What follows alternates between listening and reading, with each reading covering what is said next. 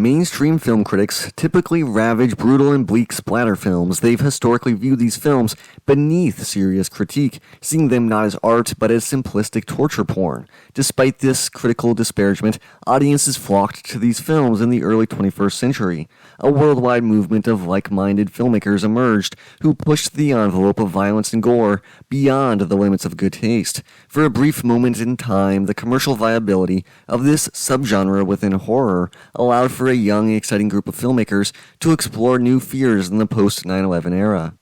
This group viewed their works as an extension of the golden era of horror films of the 1970s and 80s, bringing back core philosophical elements from those films while pushing the effects, kills, and overall brutality to the limit. This would mean emphasizing practical effects and prolonged depictions of excessive violence enacted onto grounded characters in realistic situations while providing strong social commentary. These filmmakers grew up major fans of the genre and were disturbed by how soft mainstream horror films had become. The genre had been chasing the massive success of Scream, morphing into an assembly line for predictable, self-parodying, slick teen slashers with no real bite to them. They no longer reflected the carnage at the underbelly of our comfortable consumerist lifestyles. This new movement would use these boundary-pushing aesthetics to comment on 21st century wars and social decay, a shift for the genre on aesthetic and thematic terms. Critics didn't appreciate these films' thematic depth. They accused films such as Hostel of feeding the audience power fantasies that made them sympathize with the torturers. This was not a formal artistic movement. Instead, it was an organic artistic evolution coming from an international group whose works were in cross-cultural conversation. This splatter film renaissance had its predecessors, such as in the works of Herschel Gordon Lewis or the Japanese splatter films.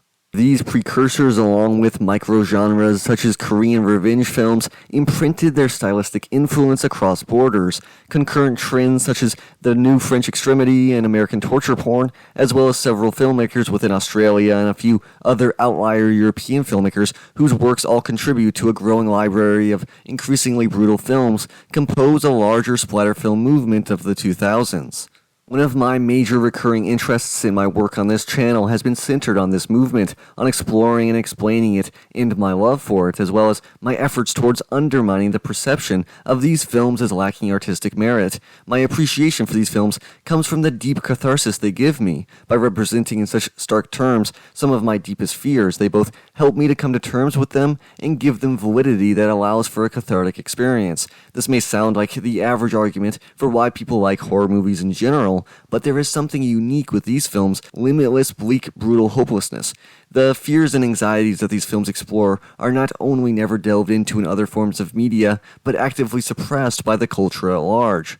It's not just the fear of death, but the fear of annihilation, of a brutal end, of living in a world, in a situation that is bleak and hopeless, no happy ending. American society's morbid curiosity around these ideas has grown in the era of true crime, but the messiness, the horror of being a victim, is not explored ever in as much detail, specificity, and starkly violent terms as it is in these films. They don't provide a power fantasy, but instead more like a depiction of a powerless nightmare reality. They depict things quickly, with things going bad in an instant and never getting better. They reflect a view of the world that is deeply cynical, not in a sarcastic and self-deprecating way, but through a full frontal assault on the senses.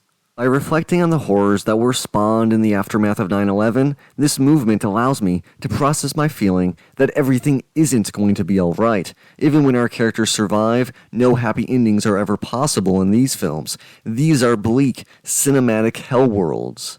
In this video, I wanted to examine a film that depicts these types of fears in these terms through the horror of elections, exploring the deep tension that can overwhelm you at the thought of the world slipping into chaos, of a horrifying new normal being accepted, and of all you thought you knew about your country being illusions that are now being violently torn away to reveal the true dark heart that has been there all along.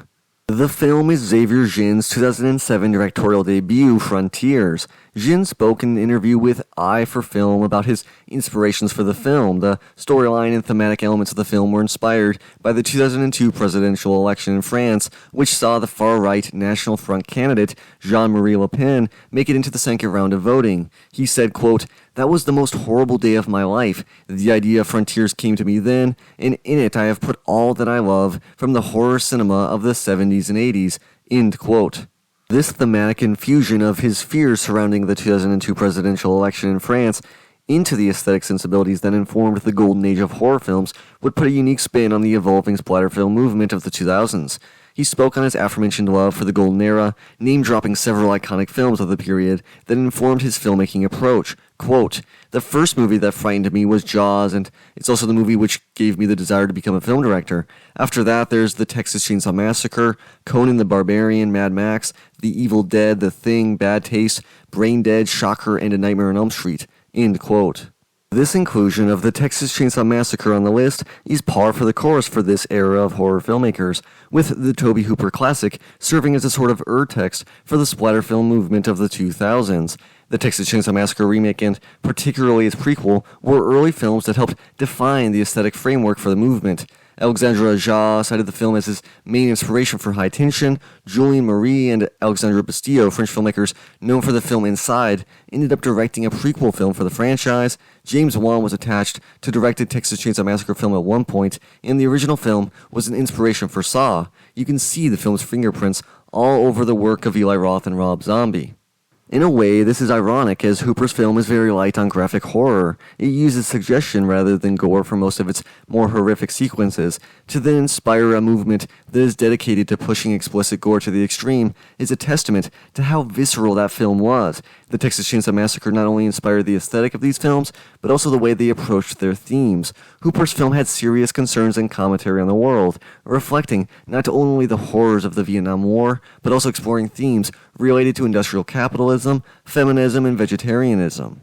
Frontiers would have some similar themes while also addressing the horror of a growing far-right influence and possible rise to power within France. As I spoke about in my video review for Jin's 2024 film Under Paris, the far-right's influence within France has only grown since that election, with this year's legislative snap election nearly putting them into power. This continued growing influence of the far right throughout Western democracies has given Frontiers an unfortunately potent staying power. Putting the horror of politics and elections through the framework of a bleak splatter film makes this a unique work within the movement.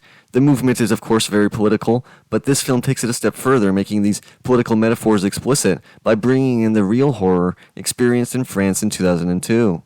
This uniqueness did not translate into a major box office haul. The film was released in France on January 23, 2008, and made over $2.7 million worldwide. It received praise from the New York Times for its thematic depth, but mostly it gained negative reviews from mainstream film critics. The film was released on DVD in the United States through Lionsgate's After Dark Horror Fest 8 Films to Die For collection. It's gone a bit under the radar compared to other films within the movement, but it did spark Jin's filmmaking career, which continues through to the present.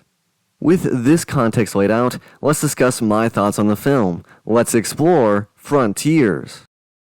The story follows a group of young Arab Muslims committing a robbery and then escaping a riot-filled Paris in the aftermath of the first round of the French presidential election. They head for the border or frontier to Holland. On the way there, they decide to stay at an inn deep in the country, which turns out to be run by a cannibalistic white supremacist family headed by a Nazi war criminal. The young group is taunted, tortured, and ultimately killed off in brutal ways. Yasmin, the final survivor of the group, is kept alive due to her being pregnant. Her pregnancy is being used to advance the family line. This disturbing situation is a twisted evolution of the core concept in Texas Chainsaw. The story itself is very bleak, brutal, and energetic, making you feel constantly in danger and on edge. The narrative utilizes a lot of tropes common to these types of horror films, but pushes them beyond their limits. This is a film that doubles down on its horrific material and is constantly trying to one-up other contemporary horror films. It feels like a horror-action hybrid at times, especially in the opening scene and the finale of the film, where we see the strongest of this leaning into action-style set pieces. This is another unique approach that the film takes. The story is explicitly political and makes no bones about it. We get the far-right candidate compared to George Bush and called a fascist. The main villains are rural Nazis. We have strong themes of female suffering, perseverance, and threats to bodily autonomy. Yasmin is a strong final girl who goes through more shit than almost any other final girl I can think of. Her character arc is one simply of survival, with her persistence driving her character and the film's narrative. The writing in the film is pretty simple, relying on the visceral horror of the situation to drive it, but that doesn't stop the social commentary from being haunting, with the way it's incorporated into the narrative, leaving no doubt as to the messages of the film. This is usually something that is masked through metaphor in hopes that it will be more effective in changing people's minds, but this explicit political positioning makes this film even more potent to the already converted. It brings you into the worst possible world and showcases how horrific these dark aspects of our society can become once emboldened. The ending is also extremely sad, showing there is no escape. She is right back in to this starkly antagonistic society. The rural inn represents the subconscious cultural undercurrents that are now haunting urban society through the unexpected results of the election. I find this to be a super effective horror story, one that is simultaneously cathartic through its validation of my deep fears, as well as truly terrifying through its brutal, violent world of no escape. This probably helped to exorcise demons for Xavier Jean, but those demons were not contained in 2002. Instead, they have spread, and now the whole world is plagued with these nightmares. The way it is directed feels coherent in its chaotic rhythm. The film utilizes a lot of handheld camera work, as well as a shutter effect technique that creates this unique look for the film. This shakiness is matched with the fast-paced narrative and action set pieces, giving the film constant forward momentum that makes each horrifying moment move so quickly that you become numb. This hurts the second half of the film, making it lose some of its punch, but it also creates a world that is so bleak and constantly horrifying that you give in to the cynical mindset of the film. The acting of the film is solid across the board, with both the victims and the perpetrators of the violence showcasing these scenes in a very realistic way. Yes, there are some over-the-top characters and moments, but it also feels grounded within the context of its world. Nothing feels out of place. Instead, it feels like this is all too real and there's no hope. Karina Testa, in particular, gives a really good performance, putting herself through so many awful and ugly moments with full dedication. The film wouldn't work without her full commitment and delivery of her character, and she provides that in spades. I think that the characters are well written and acted, with only a few of the characters feeling too much like living horror movie tropes. Overall, I'm a big fan of this movie. The first time I saw the film, I watched it with a headache, but still liked it. On repeat viewings, I have learned to appreciate it even more. This is an impressive directorial debut. I would say sometimes the balance between action and horror isn't balanced properly. There are a few poorly drawn out characters, and sometimes poor pacing hampers the effectiveness of the second half of the film.